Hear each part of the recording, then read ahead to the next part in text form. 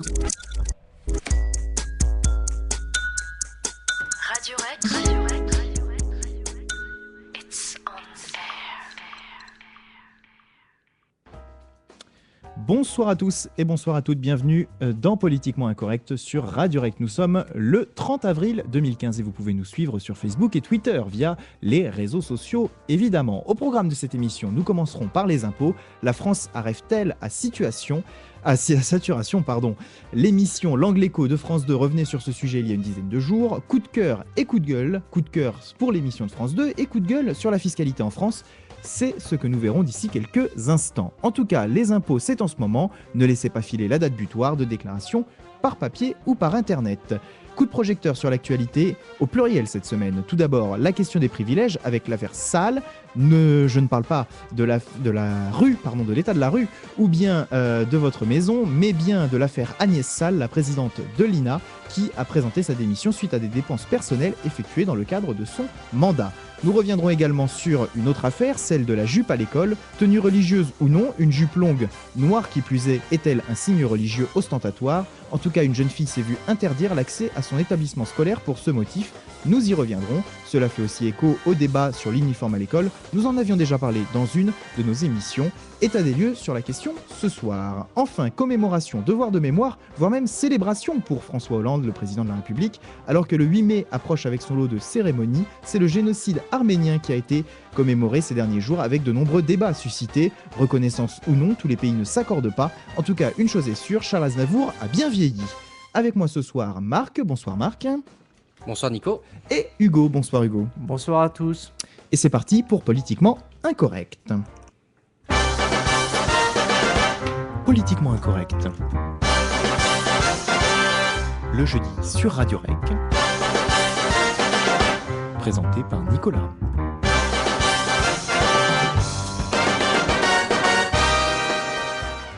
Une émission riche, je vous le disais, et nous allons débuter tout de suite par les impôts, le sujet du moment peut-être chez vous, puisque c'est un sujet important qui occupe les Français, de savoir combien ils vont payer d'impôts sur le revenu, ou encore de savoir s'ils vont pouvoir toucher des aides par les impôts, que ce soit la prime pour l'emploi, différents abattements, ne pas oublier de déclarer les dons que vous avez faits durant l'année et qui peuvent vous donner le droit à une réduction d'impôts. Ce sont toutes des combines, des choses qui ont été présentées dans l'émission de François Langlais sur France 2 il y a un peu plus de 10 jours, c'était un lundi, l'Angle Écho, cette émission qui revient sur des sujets qui font l'actualité économique en France. Et on voulait commencer cette émission par ce sujet des impôts qui a été donc évoqué dans cette émission, une émission où était présentée à la fois toute la complexité de l'imposition, de la fiscalité française, elle était également comparée avec d'autres systèmes qui existent, notamment en Europe, où l'impôt est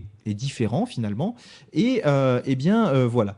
Revenir sur l'impôt, messieurs, c'est également revenir, donc je le disais, sur sa complexité. L'imposition, c'est-à-dire les prélèvements que fait l'État sur les ménages, sur les entreprises, en particulier d'ailleurs sur l'activité économique, que ce soit par le biais de la taxe sur la valeur ajoutée, la TVA, qui est prélevée sur chaque achat, que ce soit sur le revenu des ménages, ou que ce soit sur la fortune, par exemple, pour les plus riches, ou encore sur les entreprises. Les impôts sont nombreux c'est de cela dont il était question dans cette émission. Pour montrer la complexité un petit peu de l'impôt, François Langlais est allé dans une boulangerie. Et dans cette boulangerie, il a rencontré le responsable qui lui a parlé du gâteau au chocolat. Est-ce que vous saviez, messieurs, que le chocolat était imposé via la TVA de manière différente, Marc ? Ah, pas du tout. Non, tu vas nous en dire un peu plus. Mais ce qui serait bon à savoir, c'est que le chocolat qui est taxé comme ça de façon aléatoire, ou c'est d'autres produits aussi qui le sont. Hugo, étais-tu au courant, toi ? Pas plus que Marc. Eh bien voilà. En fait, il s'agit du chocolat noir qui est taxé différemment. Il est taxé différemment car c'est le seul vrai chocolat. Le reste des chocolats n'est pas du véritable chocolat. Le chocolat blanc, les autres sortes de ce que l'on appelle couramment le chocolat sont en fait d'autres produits à la base que le chocolat noir tel qu'il est normalement proposé. Et c'est ainsi qu'effectivement, il y a les deux taux de taxes qui s'imposent à chacun de ces deux types de produits. le taux habituel de 20% et le taux réduit, la TVA réduite pour l'autre. Et en fait, voilà, quand vous faites votre gâteau au chocolat en boulangerie, eh bien, vous devez déclarer les produits dans différentes cases aux impôts. Et il en est de même, messieurs, lorsque vous commencez votre baguette dans la boulangerie. Je vous vois évidemment Sceptique. Et Ouais. oui, tout à fait. Théoriquement, le boulanger, lorsque vous commencez à manger votre pain sur place, et donc que vous ne l'emportez pas finalement, puisque vous commencez à le manger sur place, eh bien le boulanger est censé déclarer que vous avez mangé votre pain sur place, et donc est censé appliquer est censé le déclarer dans une autre catégorie et vous faire payer un supplément. Alors évidemment, le boulanger qui était interrogé par François Langlais a dit qu'il ne le faisait pas, comme la majorité des boulangeries, mais normalement, eh bien, toute consommation débutée sur place est censée vous être facturée différemment et déclarée différemment aux impôts. Voilà la complexité du système d'imposition français illustré ici dans cette émission de François Langlais, Hugo. Mais cela vaut uniquement pour ce genre de commerce. Eh bien non, on se rend compte, j'ai l'impression d'être Jamie tout d'un coup. Eh bien non, Fred. Voilà, le code des impôts est tellement riche aujourd'hui, il est passé de quelques millimètres auparavant à de nombreux centimètres aujourd'hui. Ce code des impôts fourmille de particularités et de choses de ce type qui se retrouvent. Ça se retrouve également sur les différents types de caramels, par exemple, où il peut y avoir des impositions différentes, des taxes différentes, car certains produits font partie de certaines listes, et ces listes, quand on retrouve des ingrédients dans une composition commune, eh bien, il y a normalement différents taux qui s'appliquent sur ces ingrédients. Mais ce qui est assez marrant, c'est que, pour citer mon cas, je travaille dans une chaîne de restauration rapide, une chaîne de café, et on est dans l'obligation de demander aux clients s'ils consomment sur place ou emporté, parce que on m'avait expliqué justement qu'un taux différent de fiscalité s'appliquait dans un cas ou dans l'autre, mais toutefois, il n'y a pas de prix différent pour le client. Donc là, je ne sais pas si c'est une question qui serait propre à la boulangerie et propre à la restauration rapide, ou du coup, je me pose la question de savoir comment ça se fait qu'il y ait un traitement différent selon les branches. Non, il y a bien un taux différent de TVA, c'est ce qu'on disait. Et effectivement, tu soulignais là la différence qu'il peut y avoir parfois entre certaines branches. Effectivement, en fonction de si l'enseigne de la restauration rapide ou de la restauration classique, il y a aussi des différences dans la fiscalité sur les entreprises qui s'appliquent. Et donc, voilà un petit peu ce que montre le reportage. Alors, c'est une émission, hein, L'Angle Écho, je ne sais pas si nos auditeurs la connaissent. En tout cas, elle est diffusée, il me semble, une fois tous les 2 mois sur France 2. Donc, c'est une émission qui est destinée à être diffusée 5 à 6 fois par an maximum, hein, vraiment périodiquement, enfin de manière très aléatoire. Et donc, cet exemple de la TVA, on le retrouve évidemment sur l'impôt sur le revenu, puisque vous le savez, déjà, il y a plusieurs tranches d'imposition sur le revenu, dans lesquelles chacun doit déclarer, puisqu'il s'agit d'un impôt que l'on déclare. On déclare recevoir tel revenu, et finalement ce n'est que depuis que la déclaration est pré-remplie que les services de l'État ont déjà connaissance un petit peu avant de ce que l'on a travaillé durant l'année. Avant, il ne s'agissait que d'une déclaration, et donc avec le jeu des abattements, des déductions, je vous parlais il y a quelques instants du fait de faire un don, du fait d'être étudiant. Le savez-vous, en tant qu'étudiant, vous pouvez, si vous êtes étudiant au 1er janvier de l'année, déduire de vos impôts une somme forfaitaire très intéressante si vous travaillez à côté, qui vous permettra de toucher éventuellement une prime pour l'emploi ou de payer moins d'impôts. Donc voilà quelques éléments qui étaient mis en évidence dans ce reportage, avec les réactions évidemment de Michel Sapin, par exemple, le ministre en charge des Finances, qui était interrogé à la fin de l'émission et qui justifiait évidemment, par exemple, cette histoire de taxes variables en fonction des produits par le fait qu'il faut bien protéger un certain type de produits, et donc justifier évidemment une imposition complexe, même au regard de ce qui se passe dans les pays voisins, pays européens, où certains systèmes sont mis en avant pour simplifier l'imposition. On rappelle qu'en France, un secrétaire d'État est chargé de cela, de la simplification.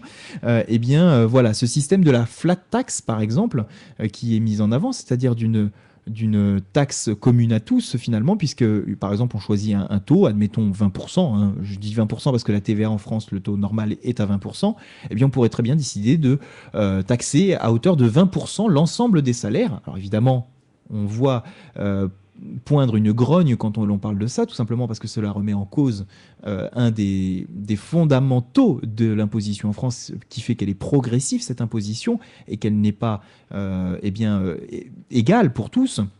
Auquel cas, si elle était de 20%, eh bien, chacun donnerait 20% de ses revenus aux impôts et tout le monde serait à égalité, mais pas forcément à équité. Enfin, il y a cette question des termes. Mais c'est un système qui simplifie l'impôt. Marc, avais-tu connaissance de tous ces systèmes voisins? Non, c'est bien trop compliqué pour moi.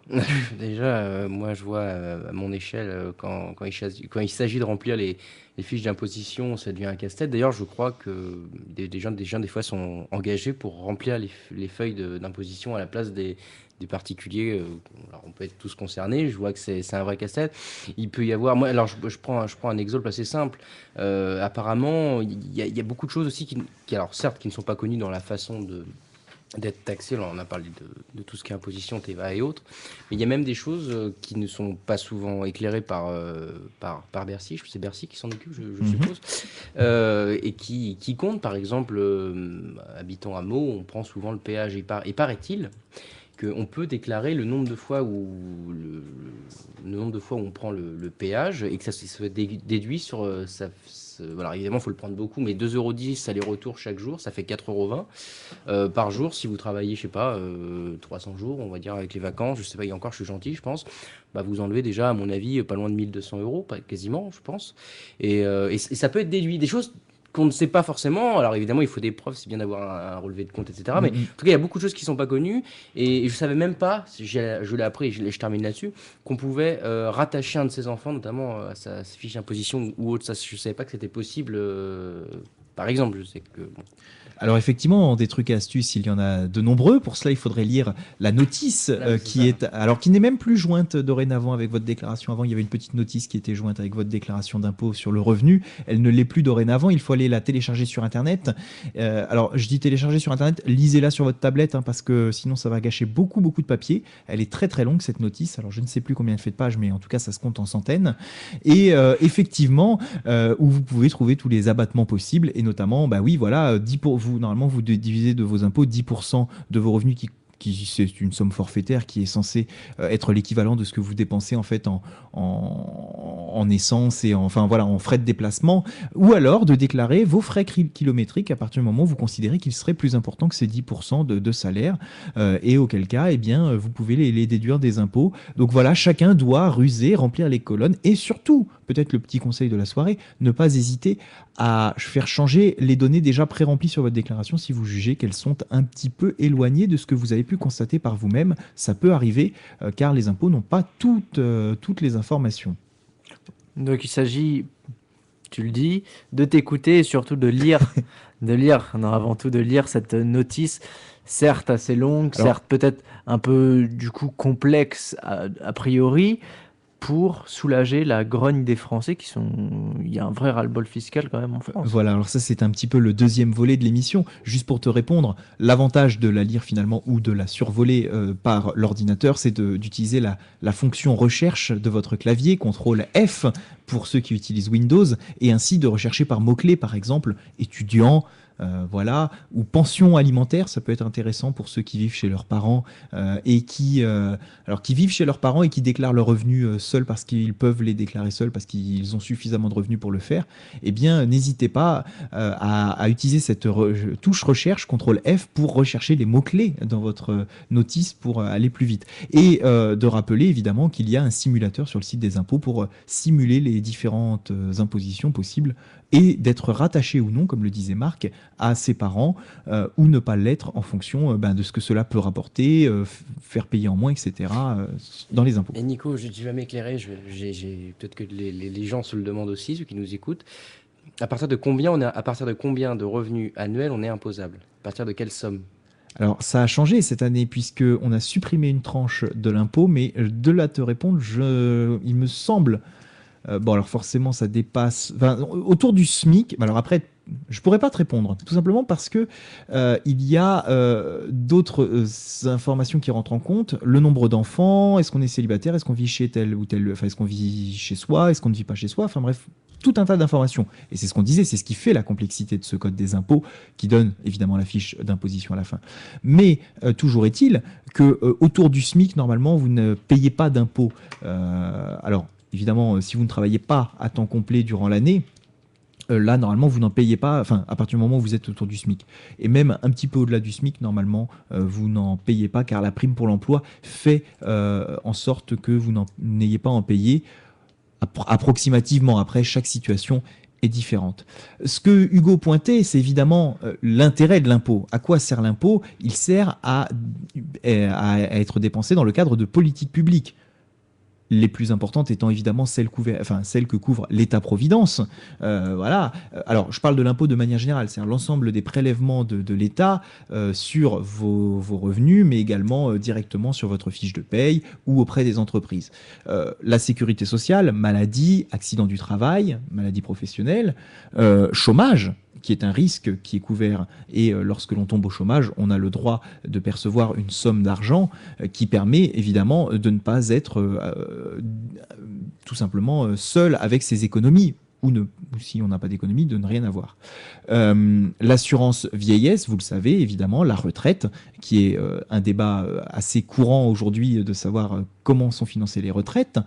Et puis, au-delà de l'État-providence, évidemment, toutes les politiques, les armées, la police, l'éducation, l'éducation nationale, et puis l'ensemble des aides qui sont reversées. C'est-à-dire que d'un côté, on paye beaucoup d'impôts, mais aujourd'hui, d'un autre côté, il y a de nombreuses aides, que ce soit pour les entreprises ou que ce soit pour les particuliers. Et c'est ce que montre finalement l'ensemble du reportage, mais surtout dans sa deuxième partie, où l'on voit des politiques de transport mises en place dans une commune. Et évidemment, l'impôt est important en ce sens. Est-ce que vous savez à peu près à quel niveau se trouve le niveau d'imposition en France? À combien est-ce qu'on donne aux impôts aujourd'hui en France par rapport à l'ensemble du revenu? Je dirais 30%. 25-30%.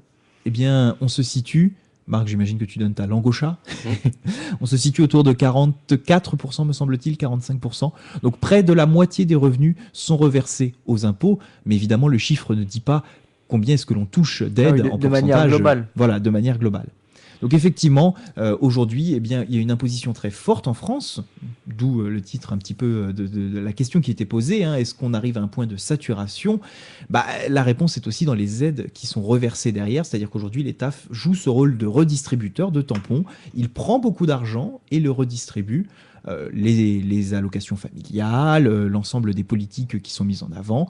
L'université aussi, évidemment, est un lieu où l'État participe beaucoup, que ce soit dans les bâtiments ou dans la recherche de manière générale. Donc voilà. Et puis bon, évidemment, n'oublions pas que l'impôt finance également le salaire finalement des parlementaires et de tous les agents de la fonction publique et du président de la République et de ses ministres également, bien sûr.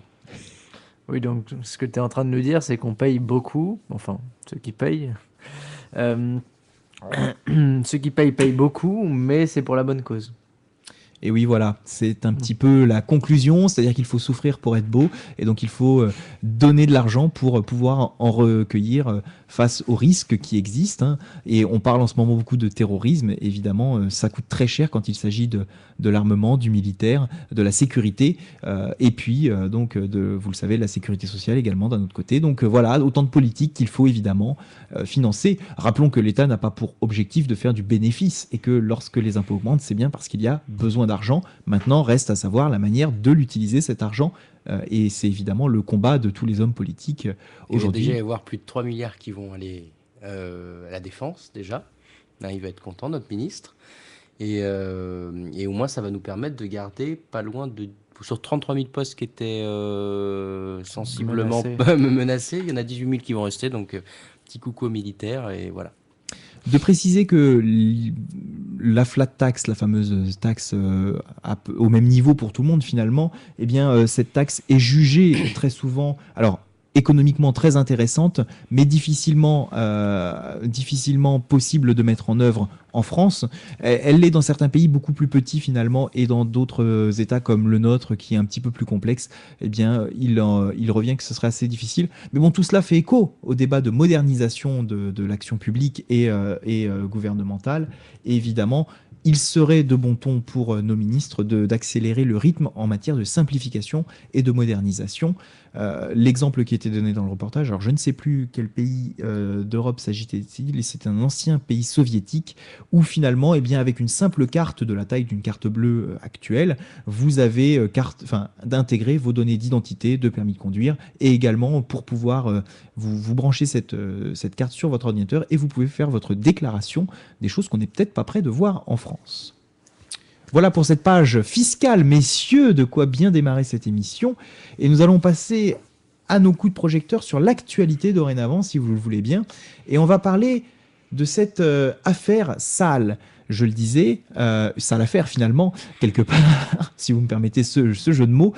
La présidente de l'INA qui a trempé dans une sale affaire. Hugo, est-ce que tu veux nous en dire 2 mots? Non, rapidement, qu'est-ce qui s'est passé? C'est que cette nouvelle présidente de l'INA, qui a remplacé Mathieu Gallet, parti à la direction de Radio France, et qui a, oui, en quelque sorte, connu un trouble certain avec les manifestations historiques qu'ont connues les stations de Radio France. Madame Sall a donc pris la place de Mathieu Gallet, et en 10 mois seulement, elle a accumulé des factures de taxi exceptionnellement élevées, à savoir que pendant ces 10 mois, et alors même qu'elle avait un chauffeur privé, ces factures sont élevées à près de 40 000 euros, et il s'est avéré qu'une partie importante de ce montant était destinée à son usage personnel, et encore plus que son usage personnel, celui de son fils. Donc son fils a utilisé le taxi avec la carte de l'INA pour 6 700 euros. Et ça en 10 mois. Donc elle s'est engagée évidemment à rembourser cette somme. Elle s'est engagée à rembourser la somme correspondant à l'usage personnel du taxi. Mais elle a finalement été, en quelque sorte, on peut dire qu'elle a été démissionnée. Parce que voilà, elle a dû démissionner sous pression de sa ministre de tutelle, à savoir Fleur Pellerin, ministre de la Culture et de la Communication, parce que ça donne vraiment une très mauvaise image de ce que peut être des instituts publics. Donc là, on avait l'exemple de l'INA, évidemment, mais il y a eu, je parlais il y a un instant des troubles à Radio France. Ces troubles ont été marqués notamment par les frais de rénovation du bureau de Mathieu Gallet, nouveau président du groupe radiophonique, parce que voilà, à un moment donné où on disait qu'il fallait réduire, parce que voilà, on est dans cette logique de rigueur, il fallait réduire les dépenses, il fallait faire attention. On sort des factures montant des sommes exorbitantes pour une rénovation de bureau, qui rappelle étrangement, là on sort de la sphère publique, mais on touche quand même à la sphère politique, avec l'ancien, désormais ancien secrétaire de la CGT, Monsieur Le Pen, qui, pareil, a été amené à démissionner parce que des factures qui ont amené des fractures au sein même de ce mouvement, dans le sens où il demandait à son employeur d'assumer des frais pour la rénovation de son appartement, après avoir également été concerné des rénovations pour son bureau, je crois, pour ce monsieur aussi. Et cela nous rappelle, évidemment, je trouve la décontextualisation. Certaines personnes manquent de responsabilité ou sont complètement hors du contexte, hors du temps, par rapport à ces dépenses-là, par rapport à une exigence que l'on demande à un bon nombre de Français. C'est lié notamment à l'impôt. Et ça là me rappelle évidemment, puisque l'on parle de l'impôt, les affaires Cahuzac et Thévenoud, du nom de deux ministres, Et un secrétaire ministre d'État. et un secrétaire d'État, qui ont eu des problèmes pour l'un d'exil fiscal, pour l'autre je le cite, Phobie. voilà, phobie administrative, phobie fiscale. Voilà, quoi qu'il en soit, des situations non exemplaires, ça c'est sûr. Et voilà, quand on est en responsabilité, notamment dans la sphère politique et la sphère publique, l'on se doit d'adopter une certaine éthique, un certain professionnalisme, une certaine exemplarité vis-à-vis des gens que l'on dirige, que l'on mobilise en tout cas. Et là, pour revenir au cas d'Agnès Saal, elle a complètement manqué à ce devoir-là. Et donc, ce n'est pas parce que l'on travaille à Bry-sur-Marne, parce que c'est là que se trouve le siège de l'INA, et que donc l'on doit se rendre à Paris assez régulièrement. Ce n'est pas pour ça que l'on peut prétendre à des factures de taxi de 40 000 euros en 10 mois. C'est complètement Exorbitant. 41 000 euros, ouais, effectivement. Encore plus, 41 000. Non, environ. c'est complètement choquant. Plus qu'exorbitant, c'est complètement choquant et aberrant. Tu parlais de Mathieu Gallet, il aurait également dépensé 795 000 euros à la tête de l'INA pour rémunérer un consultant. Voilà, hein, c'est un bon consultant, j'espère, hein, pour à ce prix-là.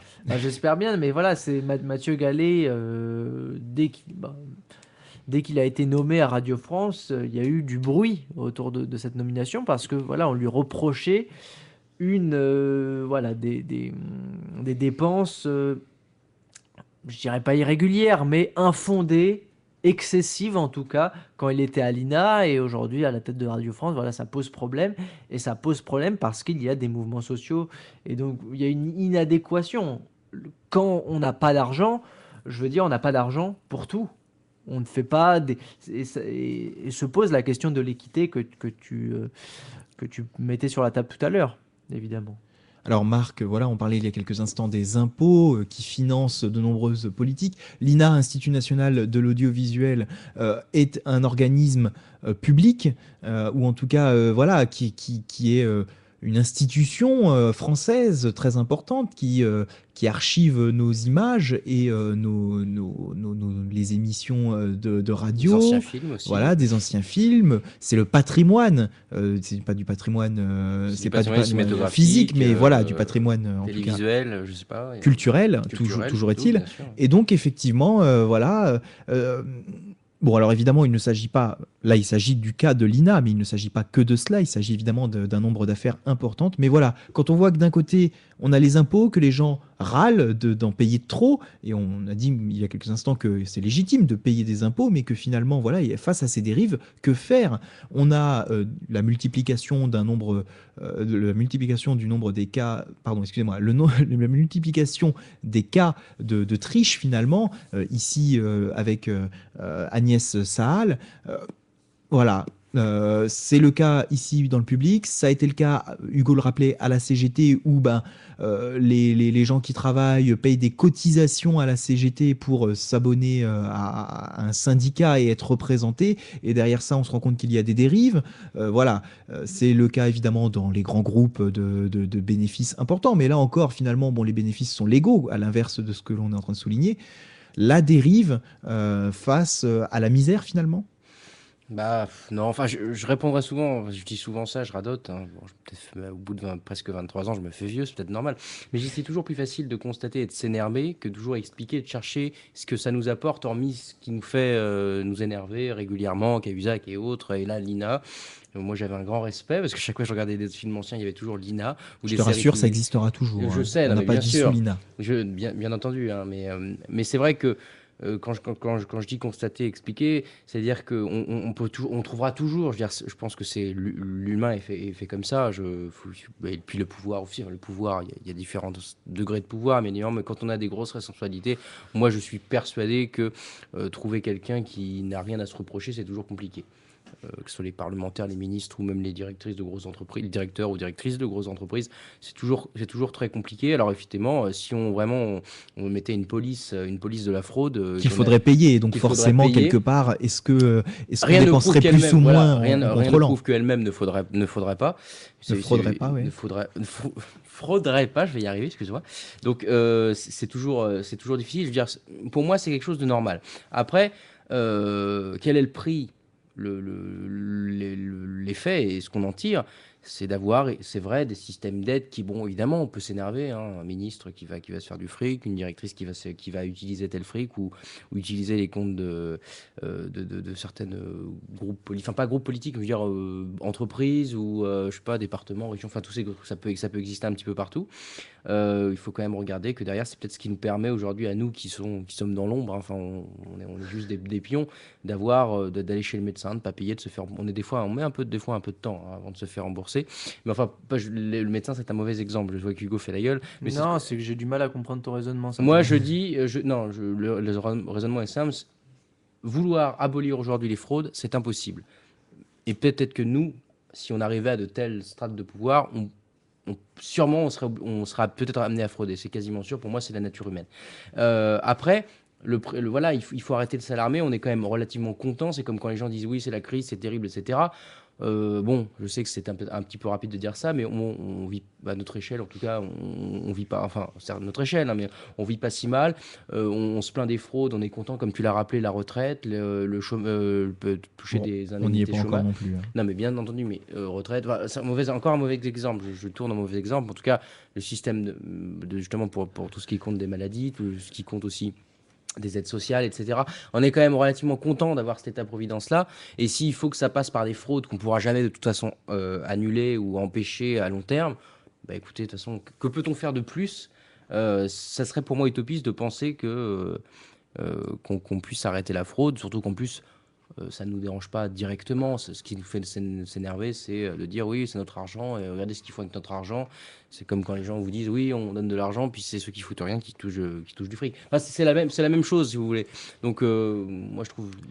C'est normal de s'énerver, mais il ne faut pas en faire des caisses, je pense. Alors, Hugo, est-ce qu'il faut renforcer le contrôle? Là, on parle de contrôle de gestion, le contrôle de nos institutions. Je crois que ce sont environ 400 personnalités qui sont nommées à des postes stratégiques au niveau public de ce type-là, comme l'INA, comme d'autres organismes où l'État nomme les personnes plus ou moins directement. On le sait, France Télévisions, l'audiovisuel public à travers Radio France et France Télévisions sont désormais nommés par le CSA, mais enfin même le CSA, une partie est nommée par le président de la République et par les présidents d'assemblée. Donc finalement, voilà. Est-ce qu'il faut renforcer le contrôle de la gestion de ces personnes placées à des endroits stratégiques qui finalement peuvent se permettre, discrètement jusqu'à ce qu'on les prenne en tout cas, d'utiliser la carte de l'INA, comme tu le disais, bon c'est pas la carte bleue de l'INA j'imagine, mais les fonds de l'INA pour le taxi du petit, etc. On en a parlé la semaine dernière, la nouvelle tombée pendant l'émission, la nouvelle responsable, la nouvelle présidente de France Télévisions a été nommée. Évidemment, c'est mon point de vue, il faut, je ne sais de quelle manière, mais il faut une sorte de comité de surveillance de ces personnes désignées à la tête des institutions publiques, parapubliques, dans le sens où, je le disais, ces personnes ont une responsabilité morale. Elles représentent l'État. Elles représentent en France, face aux Français, face au peuple, et elles le représentent aussi d'une certaine manière, et pour certains d'entre eux, du moins, à l'international.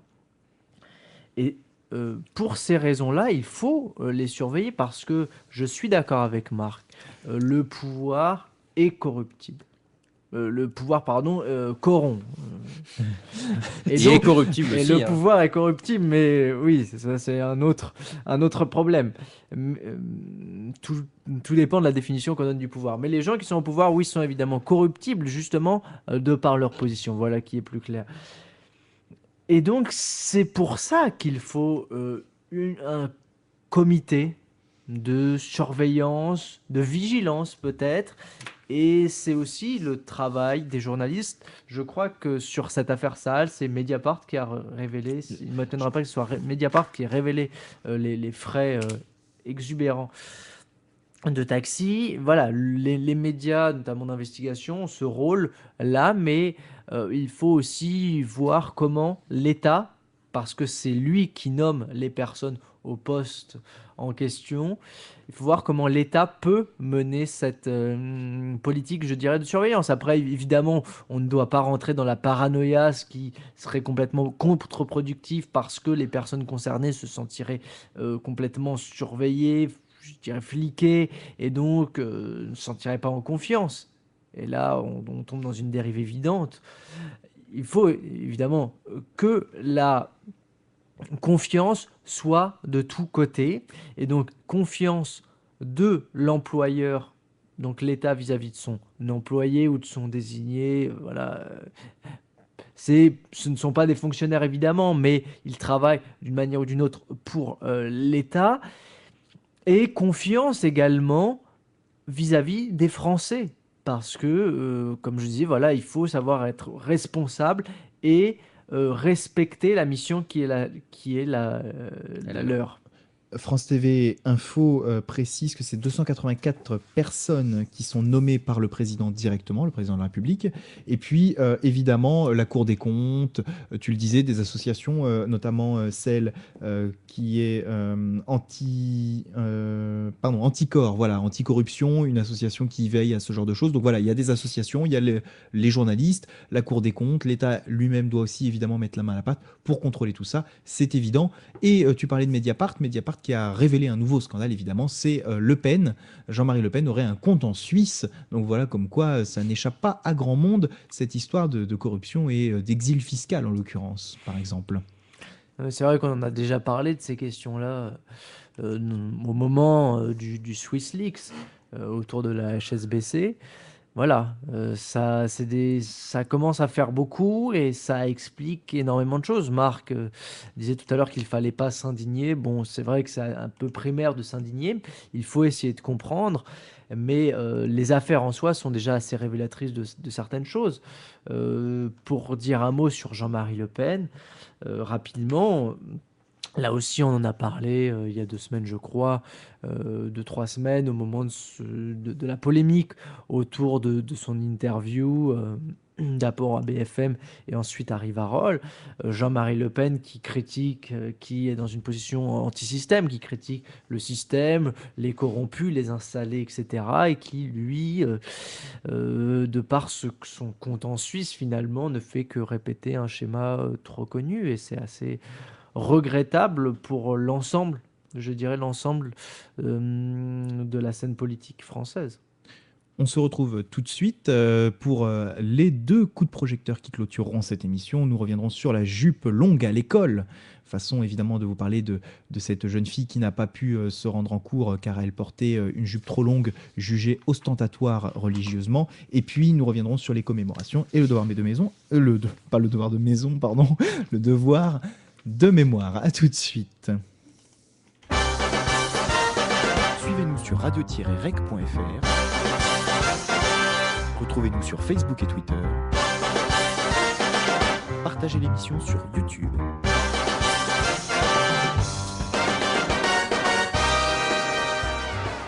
Et voilà, Politiquement Incorrect et Radio Rec, nous sommes un média libre, indépendant, sans malversation. Messieurs, je suis très content de pouvoir poursuivre le débat avec vous ce soir. Et nous poursuivons avec ce débat. Une fois de plus, Hugo, je vais peut-être te laisser présenter les faits, si tu le veux bien.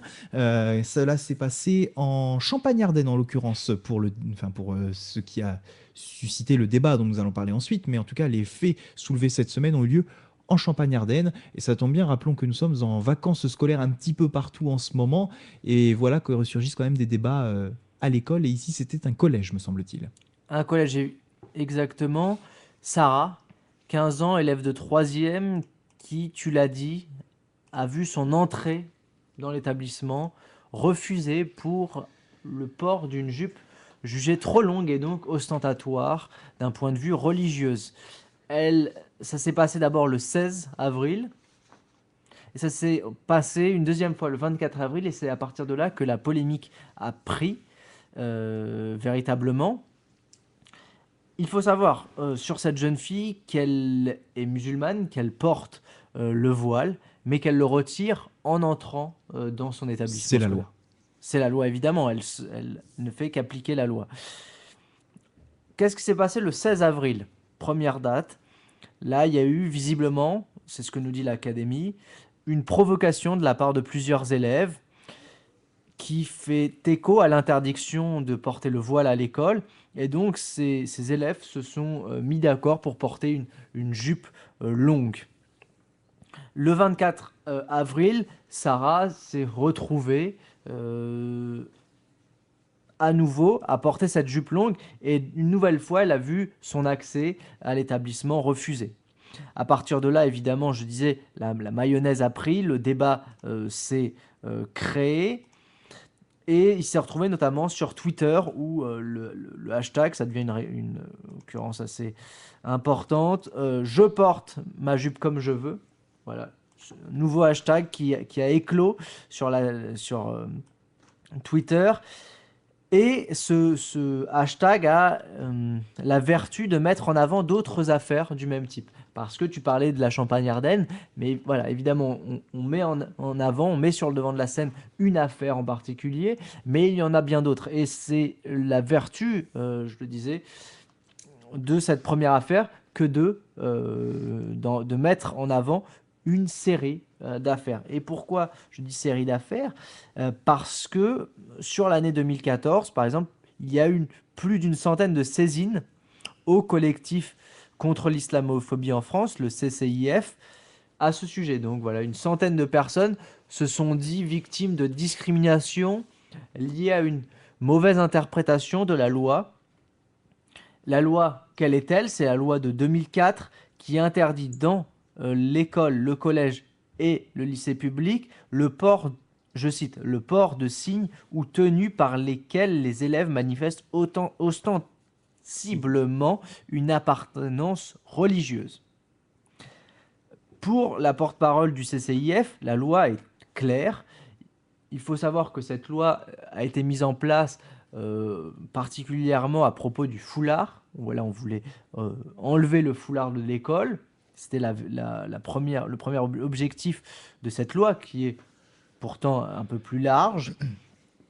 Et pour que cette loi soit claire, pour que les décisions ne fassent pas polémique, le ministère nous dit que sont pris en considération deux éléments. C'est la combinaison de la tenue, voilà, claire. Est-ce qu'on porte un voile, par exemple, une jupe longue qui pourrait...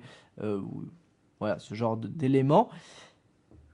Et de l'attitude de l'élève. Donc si l'élève a une attitude prosélyte, par exemple, et une tenue douteuse, là on va pouvoir dire que l'élève rentre dans le cadre de la loi et que donc son accès peut être limité. Et voilà, du coup se pose la question évidemment de savoir où se situe la limite de la laïcité. Et c'est pour moi aussi la question des limites, de manière générale, à la laïcité. Ça touche évidemment le domaine de l'école, mais ça va au-delà et ça touche l'ensemble de la société française. Alors, tu soulignes là un point très important à travers ce texte qui est finalement ce dont disposent les chefs d'établissement et leurs équipes dans les établissements scolaires, collèges, lycées, voire évidemment précédemment, des milliers d'établissements scolaires en France et donc des milliers d'établissements où faire appliquer cette loi que tu as citée, bon, peut-être pas dans son intégralité, mais en tout cas, voilà, la question de l'interprétation de la loi est fondamentale ici et la loi reste très généralement relativement large et laisse évidemment une large panoplie d'interprétations possibles à travers ici le port de vêtements. En fait, ce qui est dit à travers cette loi de la laïcité, ce qui est rappelé généralement dans les règlements intérieurs, c'est en gros tenue correcte exigée. Ne venez pas en caleçon à l'école, ne venez pas ici avec des vêtements religieux, mais voilà, ça ne précise pas évidemment quel type exact de vêtements portés, qu'est-ce qui n'est pas autorisé, qu'est-ce qui l'est. Marc, on a ici une véritable difficulté d'interpréter la loi. Comment juger si ce vêtement porté par Sarah, ici en Champagne-Ardenne, mais dans de nombreux cas, ce vêtement est-il religieux ou traditionnel? Telle est la question aussi. Alors là, Je ne te demande pas d'y répondre, attention. je n'y répondrai pas. Parce que par tradition, on met tout dedans, culture, religion, façon de faire, pratique, etc. Donc la tradition, c'est un terme fourre-tout qui peut aussi bien désigner une chose et son contraire. Non, moi en tout cas, ce que je remarque, c'est que si on regarde bien toute forme de tenue, pour moi, tout ce qui se passe en dessous de la ceinture, pour moi, il n'y a aucun vêtement qui peut avoir une portée religieuse, pour moi. Ça n'a absolument rien à voir, même sur le haut du corps. Je veux dire, il y a des tenues, évidemment, ou quelques signes qui peuvent, même ça a été à un moment évoqué, ce problème des fois du pendentif. Oui. C'est vrai, quand on met ça, un pendentif avec la croix du Christ, Il faut le cacher. il en fallait le montrant aux cacher, établissements. etc. Donc évidemment, pour moi, tout ce qui est habits, tout ce qui ne touche pas au visage, généralement la religion, ça s'inscrit surtout à part quelques pendentifs ou comment on appelle ça, les chapelets, pas les chapelets, je pense. Bon, à part c'est quelque chose qui se porte en plus ou pour moi, la religion, c'est quelque chose enfin, des signes, ça, c'est quelque chose qui touche au visage. Le voile, ça peut être même sans parler du voile, l'ékippa ou même comment on appelle ça pour les musulmans, je vais pas dire un chapeau, je vais me faire défoncer, mais en tout cas, il y a des fois quelques chapeaux. Couvre-chef. Couvre-chef, enfin, oui, mais c'est large encore une fois. Encore quelque chose qui a rapport avec ça, pour la chrétienté, je ne vois pas spécialement, si ce n'est des chapelets ou quelques signes de croix. Il y a aussi des foulards pour la religion. Oui, bien chrétienne. sûr, oui, mais ça, je l'englobais tout à l'heure. En tout cas, c'était pour dire. Donc pour moi, tout ce qui est en dessous, moi, ne me choque pas et ne devrait choquer personne. Après, voilà, le problème est la question de l'interprétation. Moi, je veux dire, une robe longue, je veux dire, il y a des très grands couturiers qui font des robes longues qui ne sont pas, entre guillemets, condamnées. Enfin, même si une fille, pouvait la porter dans un établissement. C'est là où on comprend que derrière tout ça, il doit y avoir forcément une haine envers cette personne. Moi, ça me paraît logique. Je veux dire, tout ce qui est vêtements qui ne touchent pas au visage, au bout d'un moment, il faut arrêter. Surtout qu'on voit des photos, on a pu voir. Il n'y a absolument rien de choquant tout de suite. On aurait mis cette robe-là sur quelqu'un qui n'était pas typé, qui n'avait pas des origines maghrébines ou autres, ça serait passé comme une lettre à la poste, comme on dit. Donc c'est là où il y a vraiment un gros problème. C'est question d'interprétation de la loi, d'accord. Je veux bien qu'on fasse ce qu'on veut, mais quand c'est des choses comme ça, moi, ça me paraît absolument aberrant. Mais je terminerai juste sur un point. C'est le problème de la laïcité aujourd'hui, c'est que elle est défendue sans être précisée ou définie véritablement. C'est-à-dire que on nous dit, oui, dans les écoles publiques, voilà, il ne faut pas avoir de signes qui peuvent porter à la religion, qui peuvent laisser penser que c'est religieux. Très bien, je veux bien. Je ne suis pas sûr aujourd'hui qu'un enfant qui mettrait une croix de Jésus ou une étoile de David, ou pour les musulmans, une main de Fatma, par exemple, je ne suis pas sûr que dans les trois cas, il y a la même force d'interprétation, ou en tout cas, il y a la même possibilité d'action. Je pense qu'il y a quand même quelque chose qui est visé sur certains individus. Ça dépend des lieux, ça dépend du moment, ou surtout de ceux qui tiennent les lieux, pour le coup. En tout cas, je remarque que si on allait jusqu'au bout de la laïcité, même ceux qui portent des croix aujourd'hui, dans des écoles, il y en a beaucoup, même si c'est du style, parce que beaucoup c'est du style, il devrait être, entre guillemets, interdit d'entrer à l'école.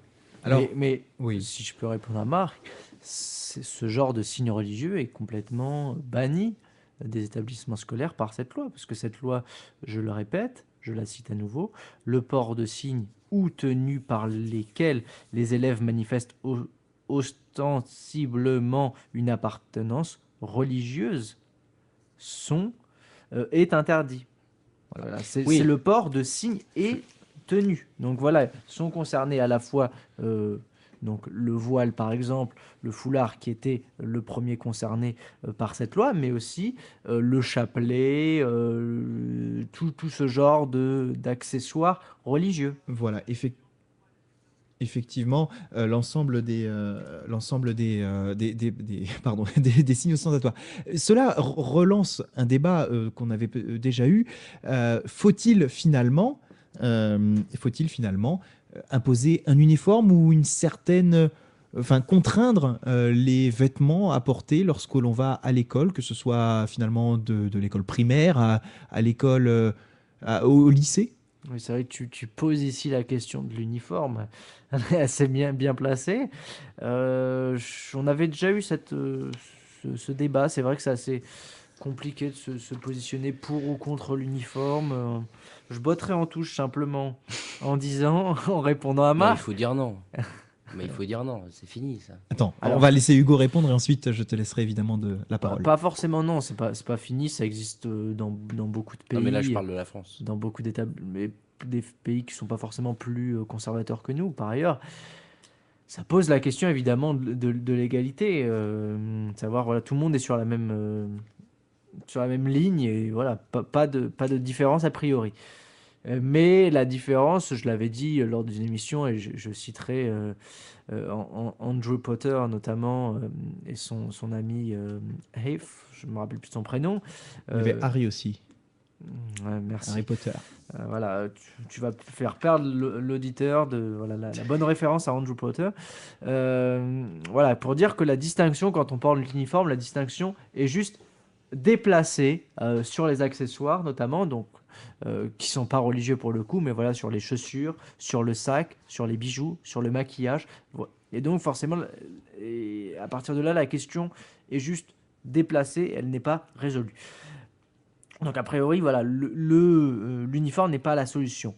Pour revenir sur la question de la laïcité, je citerai Voilà rapidement quelques citations. François Dubé, un sociologue de l'EHESS, qui a donné une interview au journal Le Monde et qui lui insistait sur la crispation autour de la religion musulmane.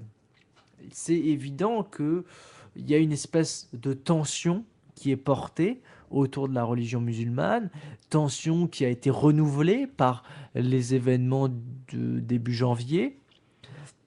Et à partir de là, la question de la laïcité, qui est une question politique sensible, dont les pouvoirs traditionnels, et en particulier la gauche, ont du mal à solliciter, ont du mal à se saisir.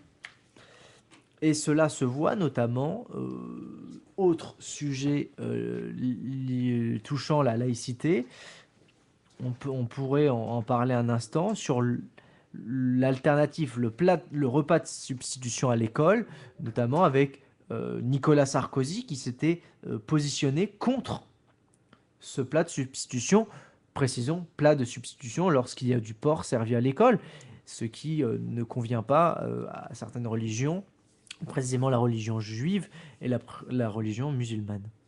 Effectivement, un sujet bien complexe. On va passer dorénavant à notre dernier sujet de la soirée. Le coup de projecteur sur l'actualité se poursuit avec un coup de projecteur davantage tourné vers l'international et les commémorations, puisqu'effectivement, à l'occasion des commémorations du génocide arménien, d'autres questions sont soulevées, là encore, le devoir de mémoire, commémorer toujours, et encore, on le sait, le 8 mai arrive, le 8 mai, c'est la commémoration de la guerre 1939-1945 avec la victoire, mais aussi évidemment tous les morts qu'il y a eu lors de ces combats en ces années-là. Alors, comment appréhender cette question du devoir finalement de mémoire, du souvenir on l'a vu là encore avec cette question de l'Arménie, avec la question de la reconnaissance ou non d'un génocide ici. Comment appréhender cette question ? Alors, déjà, dire un mot sur les événements dont il est question ici, le génocide arménien. Qu'est-ce que c'est ? On en est au centenaire, 1915-2015. Génocide, pourquoi ? Génocide parce que c'est l'Empire ottoman qui a décidé, à partir de 1915, d'éliminer une grande partie de sa population, en l'occurrence les Arméniens, Et on en est arrivé, par cette entreprise génocidaire, à 1,2 à 1,5 million de morts, soit 20% de la population de l'actuelle Turquie, pardon. Et cette entreprise est claire. Elle est clairement génocidaire. Elle a inspiré notamment Adolf Hitler, qui lui aussi est bien connu, je dirais, dans le milieu du génocide, pour la Shoah. Mais voilà, simplement de rappeler que au moment des événements, le but était affiché, clairement, voilà, on voulait se débarrasser d'une sorte de cancer à l'intérieur de l'Empire ottoman. On ne les sentait pas pouvoir s'intégrer, on les sentait une sorte de kyste, et donc il s'agissait de les éliminer, comme le régime nazi a génocidé le peuple juif en Europe. C'était voilà, une vingtaine d'années plus tard. Ce génocide a été reconnu progressivement, notamment par la France en 2001. En 2015, cette année, c'est le pape, donc le Vatican, qui a reconnu cet événement comme étant un génocide. Et cela a fait grand bruit. À partir du moment où il prononce le mot, il y a un pas énorme de franchi. Cette question est très prégnante. En France, voilà, c'est je dirais, monnaie courante de parler de génocide arménien, dans le sens où la question a été saisie dans l'espace public. Énormément de publications, notamment cette année, vont sortir à l'occasion des 100 ans. Donc énormément de chercheurs qui travaillent à ce sujet. Cela est dû notamment à une importante diaspora arménienne. Tu citais ce chanteur très connu. Charles Aznavour. Voilà, Charles Aznavourian. En réalité, pour exemple, mais voilà, il y a énormément d'Arméniens en France, ce qui amène à prendre conscience des enjeux de cette question. Mais cette question n'est pas tranchée en un sens, parce qu'évidemment, c'est une évidence historique qu'il s'agit d'un génocide. Mais d'un point de vue politique, je dirais, la Turquie mène une résistance forcenée et ne reconnaît pas, 100 ans après les faits, l'acte génocidaire. Et elle préfère, célébrer autre chose pendant ce temps, faire diversion, plutôt que de faire son autocritique, battre sa coulpe et reconnaître qu'elle a, il y a 100 ans, tué plus d'1 million d'Arméniens avec un esprit génocidaire. Alors Marc, Hugo vient de nous présenter un petit peu les faits autour du génocide arménien. On a déjà eu l'occasion de parler du devoir de mémoire dans l'émission Politiquement Incorrecte. François Hollande, lui, a parlé de célébration. Tu avais retenu un petit peu cette phrase. Effectivement, dans le supplément, il était invité par Maïtena Miraben dans l'émission du dimanche midi sur Canal+. Et il s'exprime en parlant effectivement de toutes ces commémorations et fait le lapsus peut-être de parler de célébration du génocide arménien pour parler évidemment de la commémoration ou du devoir de mémoire autour de cette affaire. Oui, c'est certainement un lapsus. Je pense que bon, ça m'a tiqué tout de suite quand je l'ai entendu. Mais s'il réfléchit, je pense qu'il est conscient de son erreur. Voilà, c'est vrai le fait de célébrer n'est pas la même chose que commémorer. Il faut bien commémorer. Généralement, ce qu'il faut bien différencier, c'est on peut célébrer quelque chose déjà de joyeux, évidemment. Je sais pas. Vous avez peut-être des exemples. Une naissance, un mariage. Voilà. Et puis même, mais dans le sens des commémorations. On peut célébrer la victoire. Plutôt l'armistice. C'est difficile. Enfin, selon moi, c'est difficile de célébrer une victoire aussi. Mais où on peut célébrer la fin des massacres. Ça peut aussi, on peut célébrer. Mais généralement, célébrer la fin, avant de célébrer la fin, on commémore ce qui s'est passé. C'est surtout ça. Donc c'est vraiment la différence entre ces deux sortes de caractéristiques. Mais en tout cas, ce qui est très difficile avec ces questions de commémoration, c'est que déjà, on commémore des choses qui, alors déjà, ne sont pas très, je trouve, connues. Alors évidemment, on trouvera toujours des rescapés qui vont être allés recherchés, par des personnes qui vont faire des reportages. Donc tout de suite, ça va un peu plus nous parler, parce qu'il y a quand même une dimension symbolique quand c'est un rescapé. Ça a fait le même effet quand le dernier poilu est mort, Lazare Ponticelli, je crois, enfin quelque chose comme ça. Le dernier poilu était mort. Ça, c'est cette signification-là de dire lui, il y était. Donc c'est toujours ça aussi dans de la question des témoins, ça a un rôle important. En tout cas, moi je considère qu'aujourd'hui on commémore beaucoup. On fait des grandes dates comme ça, et pour moi, je trouve qu'on est en décalage total.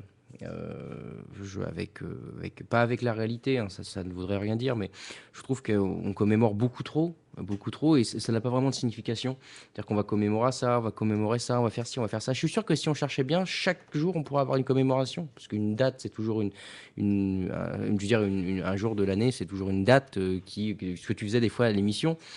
Tu disais, on est le 18, je sais pas, là, on est quel jour? On est le 30 avril. Le 30 avril. Il y a beaucoup de choses aujourd'hui. Voilà, vous voyez, on peut toujours trouver beaucoup. Voilà, on peut toujours trouver. Et ce qui est. Bon, évidemment, là, c'est des grandes choses. La Shoah, le génocide, le génocide juif, le génocide arménien. Là, on va avoir droit au 8 mai 45, donc la libération, même si ça s'est passé un petit peu avant. Et il risque d'y avoir un trop-plein, parce que je trouve intéressant d'avoir des reportages sur un tel ou tel sujet. Mais au bout d'un moment, je trouve, le mot est peut-être fort, mais quand on nous bassine à longueur de temps avec ces commémorations-là, on n'a plus envie de commémorer quoi que ce soit. Le principe d'une commémoration, c'est que ça doit résonner, c'est que ça doit avoir une signification. Le mot en lui-même, commémoration, a un sens et une portée symbolique qui doit être plus puissante. On commémore pas n'importe quoi, si vous voulez. Donc, à force de trop en faire, ça ne va pas. Regardez, hier, on va bientôt célébrer justement le 8 mai 45, donc l'armistice de la Seconde Guerre mondiale. On a déjà, depuis 2 mois déjà, que ça, des reportages sur la guerre. Je zappe chaque soir, il y a un truc sur la guerre, la Seconde Guerre mondiale, Hitler. Hier, on en était. D'ailleurs, un très bon reportage. Attention, c'est pas ça que je critique, hein. C'était sur les armes secrètes d'Hitler avec ces fameuses fusées V2. Je sais pas si vous en avez déjà entendu parler. Ces fusées qui toutes seules peuvent faire 150 à 200 km et qui avaient frappé Londres en 43 ou 44, je sais plus. En tout cas, il y a quand même toute cette portée audiovisuelle et qui est portée. Donc, mais je trouve qu'on commémore beaucoup de choses, et je sens que ça ait de sens. Je veux dire, que célébrer le 14 juillet aujourd'hui, on sait qu'aujourd'hui, le 14 juillet, ça pas C'est la fête nationale plus qu'autre chose aujourd'hui. C'est la fête nationale, justement. C'est dire que c'est une date et surtout que le 14 juillet, on dit prise de la Bastille. Louis XVI, je pense que Hugo doit aussi avoir ça en tête. Louis XVI voulait faire raser la Bastille. Il y avait que quelques personnes qui étaient enfermées. C'est pas vraiment ça qui s'est passé. Je veux dire, c'était rien du tout, cette Bastille, justement, hein. Il y avait pas vraiment, il y avait quelques fous qui étaient retenus là-dedans. Enfin voilà, il y a aussi un problème de perception et du coup qui à mon avis nuit à la commémoration. Surtout que je trouve que il y a beaucoup de choses qui ont été ratées dans les commémorations. Beaucoup, et bon, je laisserai Hugo parce qu'il connaît ça certainement mieux que moi. Mais ces devoirs de mémoire, on en parle depuis très peu de temps. Donc c'est quelque chose de relativement nouveau. Et en fait, on a tendance à mélanger célébration, devoir de mémoire et commémoration. Oui. Et en même temps, si vous voulez, c'est là que j'ai oublié de dire, on valorise la mémoire, donc par la commémoration et par l'histoire. Parce que qu'est-ce que l'histoire sinon le récit des événements jugés dignes de mémoire? C'est un petit peu ça la définition qu'on pourrait donner. Mais en même temps, il faut se souvenir, mais en même temps, on oublie, on passe, comment dirais-je, on écarte le risque d'une mémoire qui n'oublierait rien, si vous voulez. Donc c'est une forme de sélection aussi. C'est ça, hein, on oppose toujours la mémoire à l'oubli. Il ne faut pas oublier, il faut se souvenir, donc devoir de mémoire. Mais en même temps, notre mémoire est sélective. Une bonne mémoire, c'est celle qui sait aussi choisir. Donc ça va avec l'oubli, ça ne peut pas être, enfin c'est un peu du théorique, mais essayez de comprendre ce que je veux dire. C'est ça aussi la difficulté, c'est qu'on veut oublier, il nous faut oublier pour aller de l'avant, mais en même temps il faut se souvenir pour aussi nous dire, bah oui, mais il faut aussi aller de l'avant sans oublier. Donc c'est aussi ça le problème des commémorations, c'est qu'on mélange un peu tout. On nous dit mémoire alors qu'il faut des fois oublier pour commémorer, je pense. Oublier, c'est avant tout avoir oublié, enfin on se remémore quelque chose qu'on a oublié. Vous voyez. Donc, on oppose trop souvent l'oubli à la mémoire alors qu'elles devraient se lier ensemble. Hugo, je vois que tu as sorti un journal, peut-être une référence à nous donner pour argumenter. Alors non, ça c'est autre chose. Je disais tout à l'heure que le 30 avril était riche en événements historiques. En effet, j'ai sorti le Direct Matin, simplement, qui chaque jour nous dit ce qui est arrivé le même jour, mais pas la même année. Et donc aujourd'hui, qu'est-ce qui s'est passé le 30 avril? La France lâche la Louisiane, ça c'était Napoléon en 1803, le suicide d'Hitler en 1945 et la fin de la guerre du Vietnam, et ça c'était en 75. Voilà pour le petit aparté historique. Pour revenir à ce débat sur la mémoire et sur les commémorations historiques, d'abord, voilà, revenir sur cette distinction commémoration-célébration pour revenir aussi sur la distinction, sur la différence entre les deux principaux protagonistes, l'Arménie et la Turquie, et pour mettre en avant que l'Arménie est dans la commémoration, quand, en quelque sorte, la Turquie est dans la célébration de ce qu'elle a fait. Et les Turcs, finalement, nient la vérité, nient ce qui s'est passé. Ils sont pleinement dans le négationnisme et dans le mauvais sens du terme. On a parlé dans ces émissions, dans les précédents numéros, notamment sur le Rwanda, des commissions vérité et réconciliation, les CVR. Pour voilà, une manière de faire un travail de mémoire, un travail historique également, pour amener à un futur meilleur, voilà, pour arriver à construire quelque chose ensemble, avec une nation réconciliée, ou un pays réconcilié selon le contexte géographique et sociologique. Aujourd'hui, comment voulez-vous avoir ce genre de démarche qui toucherait en plus deux pays, hein, évidemment la Turquie et l'Arménie? Comment voulez-vous mener ce genre de démarche quand un pays nie l'un des aspects, à savoir la vérité? Quand la Turquie se place dans un rôle négationniste, évidemment, on ne peut pas accéder à la vérité, donc on ne peut accéder nullement à la réconciliation. Concernant la question du trop-plein mémoriel, finalement, que Marc mettait en avant, je suis évidemment d'accord. Je citerai l'espace d'un instant, voilà. William Johnson, qui a travaillé sur les commémorations, notamment à la fin des années, à la fin du deuxième millénaire, pardon, avec beaucoup de commémorations, la plus grande d'entre elles étant 1989, évidemment, parce que Marc parlait de la Révolution française, 1789, 200 ans plus tard, 1989, les 200 ans de la Révolution française. Quand on arrive autour des années 2000, on a une abondance de commémorations, si bien que plus une n'a de valeur. Et donc voilà, il faut faire un travail de sélection, trouver le meilleur compromis, je dirais, mémoriel, pour avoir une certaine efficacité, parce qu'il faut que chacun s'y retrouve, mais il faut aussi que chacun s'y trouve à l'intérieur, parce que si l'on multiplie les événements, et sur une même année ou sur l'espace de 10 ans, vous multipliez les événements commémoratifs, plus personne n'y comprend rien. Oui, mais j'ai déjà fêté ça l'année dernière. Ah non, c'était pas ça, c'était autre chose, mais ça ressemble quand même. Donc finalement, on n'y comprend plus rien. Tu disais, Nicolas, on fête en ce moment les 100 ans. En fait, pardon. On commémore, voilà le lapsus qui est fait. Non, mais c'est un lapsus, on sait très bien ce que tu voulais Voilà, dire. on Mais commémore les 100 ans du génocide arménien.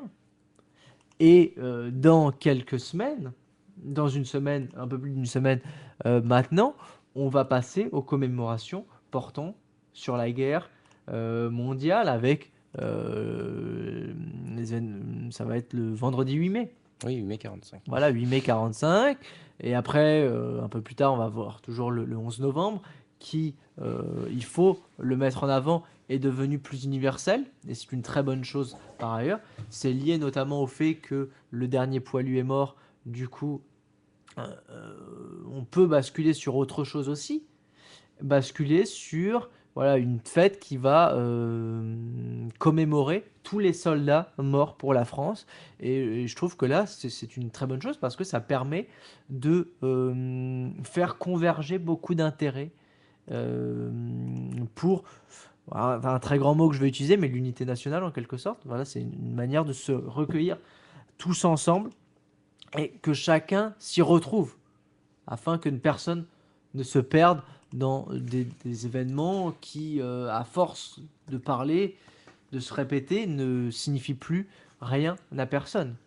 Marc, je t'ai vu réagir. Mm. Tu as une réaction face Je dirais qu'il y a, pour moi, alors c'est encore une fois c'est subjectif, mais je pense que beaucoup de gens le pensent.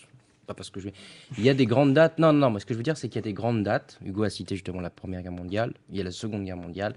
Déjà, ce sont des grandes dates qu'il nous faut. Là, je veux dire, commémorer 14 juillet, ça a plus une portée symbolique.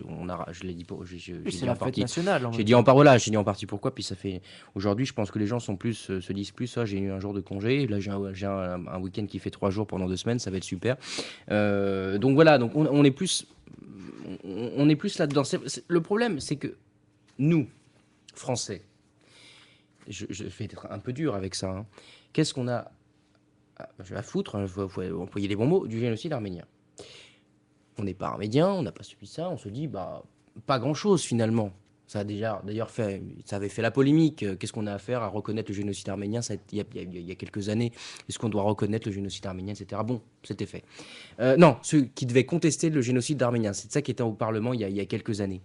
En fait, c'est très Sur simple. la négation Sur du du génocide. génocide arménien, excuse-moi, je place. En fait, c'est quelque chose qui est très simple. C'est-à-dire que si aujourd'hui on a beaucoup de commémorations dans ce type-là, c'est ce que Henri Rousseau a appelé la mondialisation de la mémoire.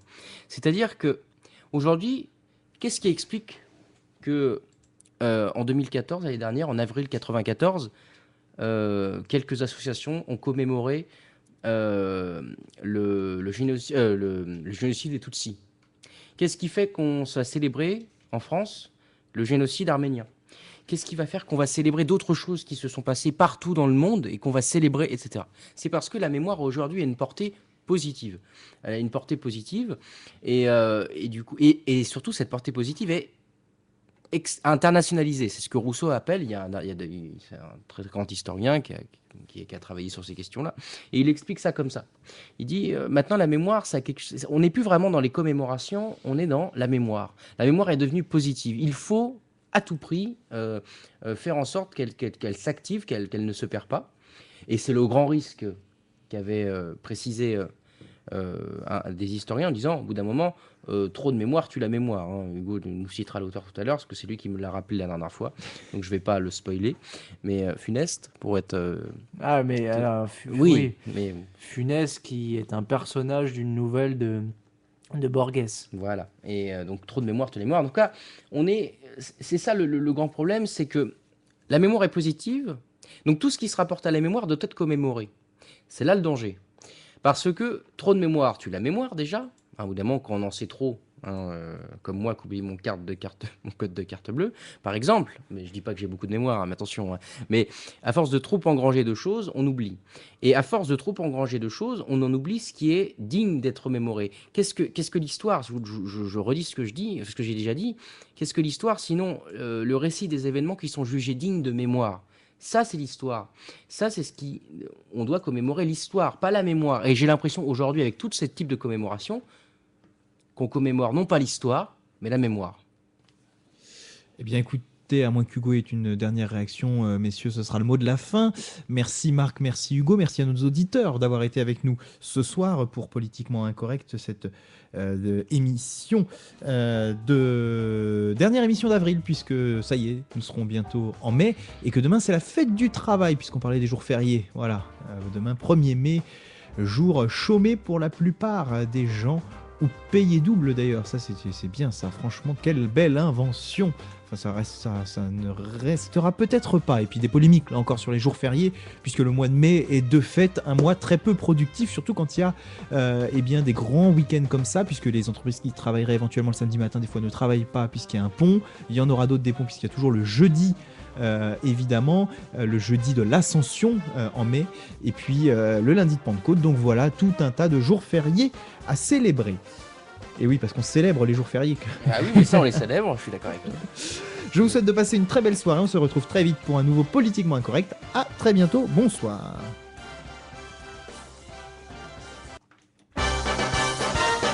Suivez-nous sur radio-rec.fr. Retrouvez-nous sur Facebook et Twitter.